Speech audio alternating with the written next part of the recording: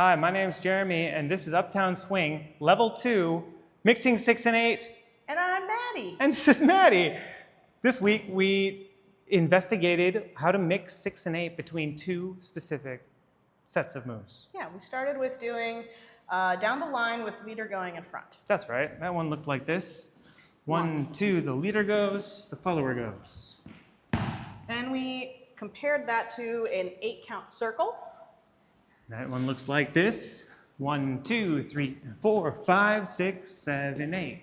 When we got those both feeling really good independently, we then talked about how we can tell the difference between those two, with the circle being much more circular, whereas down the line feeling linear, and then talking about the feeling when followers triple step might get turned into a step step. We also explored that between two other moves. We did the follower going in front for the down the line first. Yeah, follower first. Follower goes, leader goes. And then we also did the follower promenade. Maybe we do it. Don't worry, sure. Follower goes, Hey, leader goes.